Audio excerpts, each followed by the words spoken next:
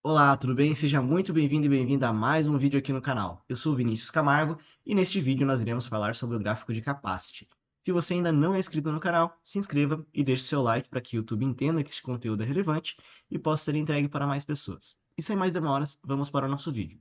No vídeo anterior, nós falamos sobre o gráfico Burn-Up e o gráfico Burn-Down, que são gráficos utilizados para acompanhar o progresso do time durante a sprint. Se você não viu esse vídeo, eu vou deixar aqui na descrição para que você possa acompanhar. Agora vamos falar sobre o gráfico de Capacity. Se você nunca ouviu falar desse gráfico, fique tranquilo, pois agora você vai sair sabendo como funciona o gráfico de Capacity.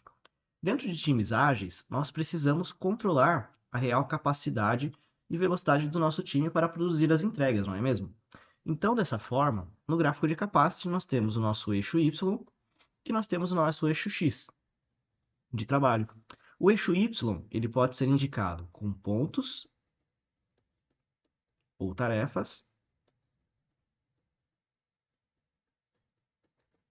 E o eixo X, nós temos a indicação de realizado e planejado durante a sprint. Então, por exemplo, nós temos aqui o planejado e o realizado referente à sprint 1.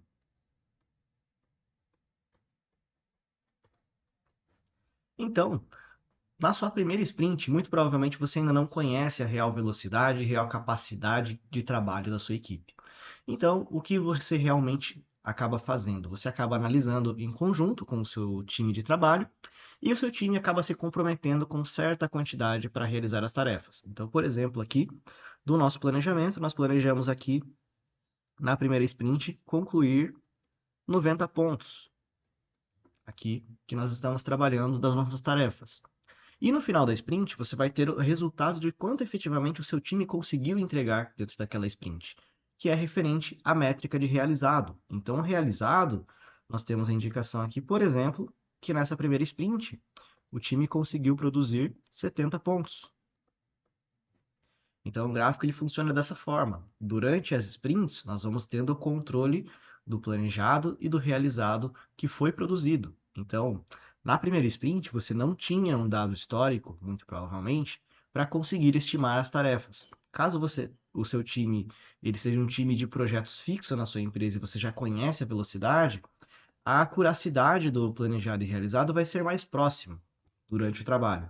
Mas caso você esteja iniciando agora o trabalho com um time novo dentro da sua organização, muito provavelmente você vai ter uma certa diferença grande entre planejado e realizado quando comparado a times mais experientes, a times que trabalham com maior frequência juntos. Então, por exemplo, nessa primeira sprint, o time planejou realizar 90 pontos e foi realizado 70 pontos. Na próxima sprint, você ainda não tem uma indicação de uma velocidade possível da sua equipe. Por quê?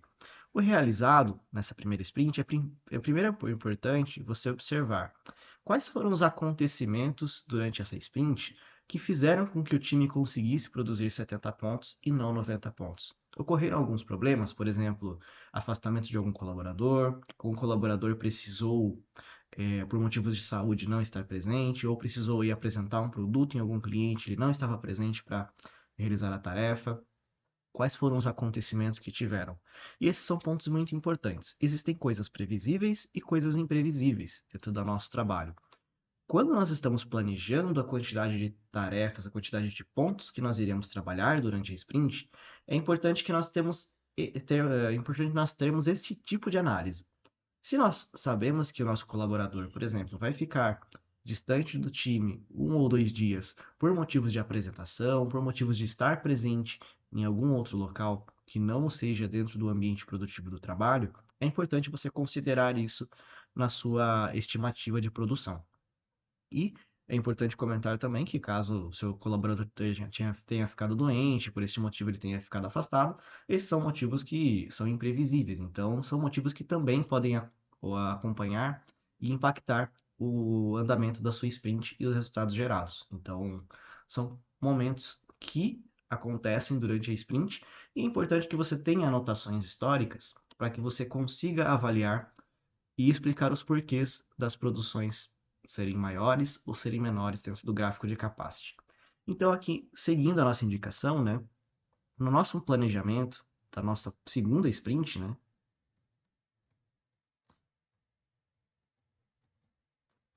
O que nós precisamos observar? Tiveram acontecimentos como esse? Não, não tiveram. Perfeito. Agora, qual é a quantidade de pontos que nós vamos estimar, se não houveram acontecimentos de afastamento dentro da nossa equipe?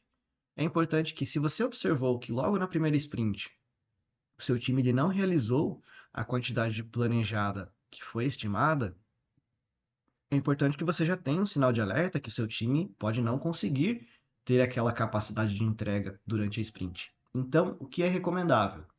Sempre faça uma estimativa abaixo do que foi feito aquilo em acontecimentos como esse. Só que você não irá realizar, por exemplo, uma estimativa considerando os 70 pontos que foi exatamente o realizado, pois existem fatores que podem ter feito o seu time entregar 70 pontos e não 90, como, por exemplo, impedimentos numa atividade. Dependendo do tempo que a sua sprint roda, seja de uma semana, 2 semanas, no Scrum é até 4 semanas, mas em sprints mais curtas é importante ter esse tipo de atenção também. Será que houve algum impedimento que não possibilitou que o colaborador ele pudesse finalizar a tarefa naquele momento? São pontos importantes de avaliação.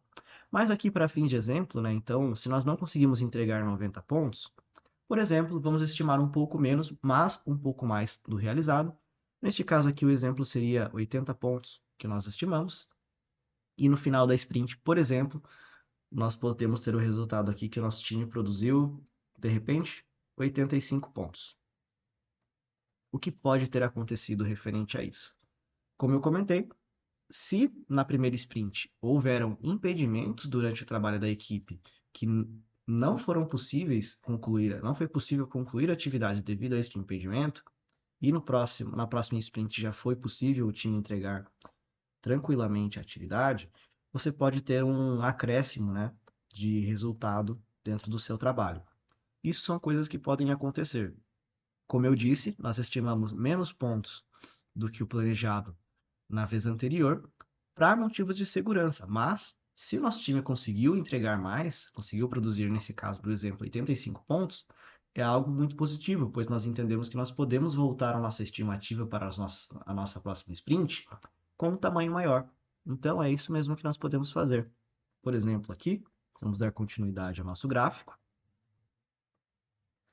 E nós temos aqui mais um planejado e mais um realizado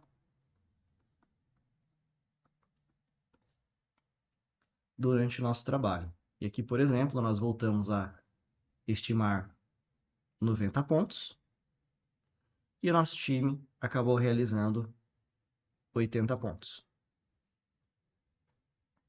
Vamos descer um pouco aqui, porque não ficou muito legal.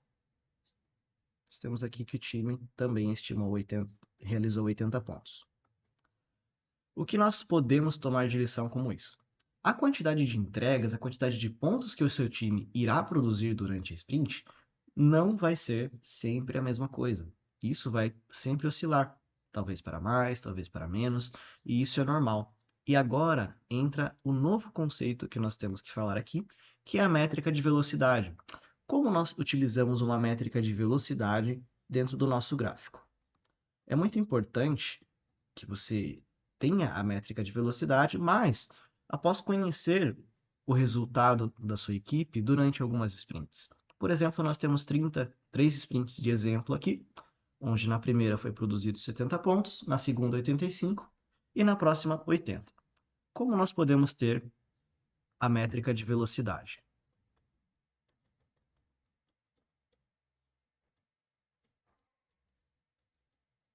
Nós temos aqui que na sprint 1, sprint 2 e sprint 3, nosso time produziu, respectivamente, 70, 85 e 80.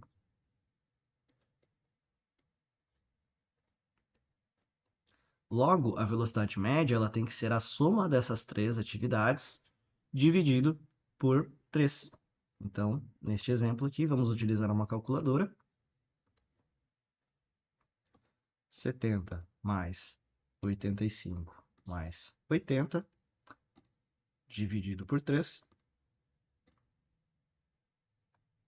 temos aqui que o time conseguiu produzir 78 pontos de velocidade média de tarefas. Agora, qual é uma boa prática que você pode aplicar para você realizar as suas próximas estimativas a partir do momento que você tem este indicador de velocidade? Um primeiro ponto muito bacana que nós podemos utilizar é a estratégia by a feature. E como funciona a estratégia by a feature? Essa estratégia ela funciona da seguinte forma. Geralmente, quando você está realizando o planejamento com a sua equipe, muito provavelmente você está tendo reuniões com outras áreas interessadas para que para que as atividades sejam estimadas. Ou seja, cada atividade, se você tem mais de uma área pedindo solicitações para sua equipe, pode ser que cada área defenda, muito provavelmente vai, cada área irá defender a sua própria entrega, a sua própria atividade que é necessária.